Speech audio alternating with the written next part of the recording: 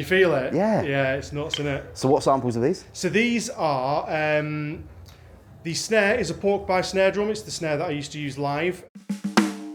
So it's got a very, very pingy rim shot. It also has positional sensing on the head, so if you move from the middle to the edge, you'll hear that. Nice. It's good, isn't it? That's good stuff. The toms are 10, 12, 16 DW collectors. And I've multi-layer sampled all of them, so down from the tiniest taps up to big beefy hits. If you hit the floor tom, you'll feel that in your bum as well. There's loads of like 50 hertz in that floor tom, so it's pretty insane. Flip me. Yeah, and then the kick is from the same kit. It's like a 20-inch, but it's got loads of bottom end because we used a big sub kick on it. It's also quite clicky, which is nice. It will cut through, that's for sure. Absolutely.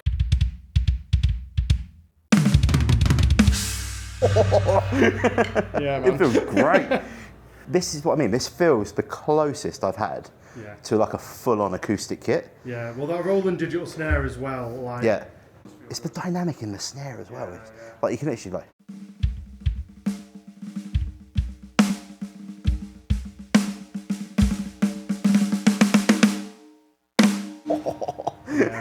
Yeah.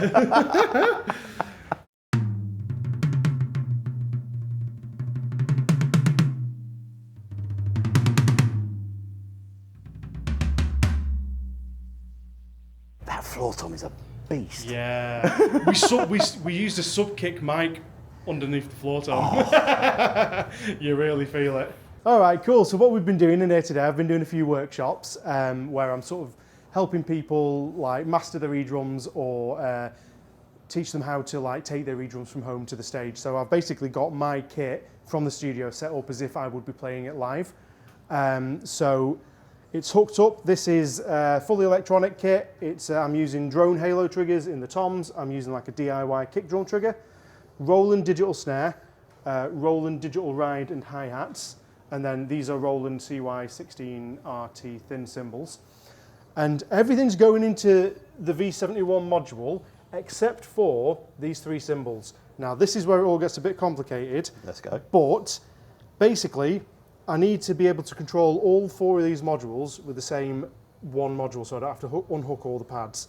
So I'm using MIDI to send out MIDI to these three. So I've got like a splitter on the back. So to these two, I'm getting just a direct MIDI from this. So anything I do on here will reflect on there.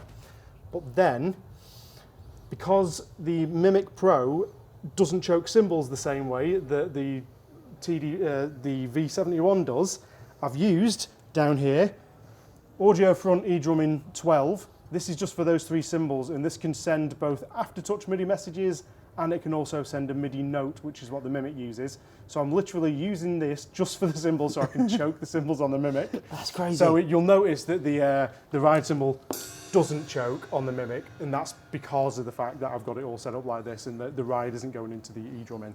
So that's all like complicated for quite a simple actual thing to come out of here, really.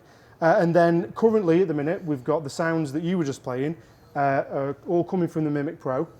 And the kick and the toms were taken from a DW Collector's pack. It's available from my store. It's called Punch. And my God, has it got some punch? Yeah, it's got some punch, absolutely. So there's normally a different snare with that, but basically that's the DW Collector shell pack, 10, 12, 16-inch toms, 20-inch kick drum, but with loads of heft for a 20-inch kick. And then the snare is taken from another pack that I've got called PP 13 by 7. I've never said that out loud, I've only ever written it down. It sounds weird when you say it loud, but anyway, that's a pork pie snare, 13 by 7-inch snare, and it's got like loads of like natural overtones, and it just has a ton of punch as well as like all that nice ringy sort of bloom that we like about electronic acoustic drums. Yes. Even. Yeah. And this feels very close to an acoustic kit, then I say. Yes, that's the idea, is that for this particular thing it's kind of to somewhat mimic an acoustic setup. But obviously, because I do have these other modules, there's also the ability to change that. And you know, I've been running some very electronic-based sounds from the V71, for example, because that can sort of excel at sort of both, really. It can do acoustic stuff and it can also do electronic stuff. So I've used layers to make that play well, but also sound electronic. And then it's all coming out of this PA, and there's a Portman Davies throne, which wobbles your bottom when you play, and if you get the levels just right, it feels incredible, and then you miss it when it's gone. There are other options available, I'm sure, of things like this. There's somebody here called Ike Amplification who also makes them, but that one's very good. Yeah. I like it. Speaking of good, the sounds you record sound absolutely phenomenal. Well, that's very kind of you. Thank you very much. Especially that snare drum where it's just got the multi-layered all the way through. Oh, as well. absolutely. Yeah. All of the drums are multi-layer sampled. You know, I spent days in the studio making the engineer cry by just tap a snare and then wait for everything to stop. And then tap a snare again and go, I'm going to do another 600 of these, you know?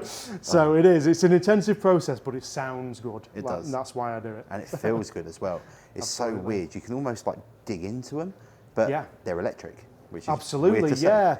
Well, that's also like a trigger settings thing where you can set things up, you know, and this is what I help people dial in their kits as well. But if you've got, you know, a capable electronic pad and a capable module, you can dial back the sensitivity or whatever the gain settings are called on that module so that you can give yourself the headroom so that when you're actually playing like an acoustic kit, you could hit and they might be triggering like the mid-high velocities, but you've given yourself the ability to then lay into it and you'll feel it then, you know, especially if you're using good samples, or it doesn't have to be acoustic samples, but just good sounds that have some punch to them, that sell the impact to you, you know, and that's what I try and work on the most, really.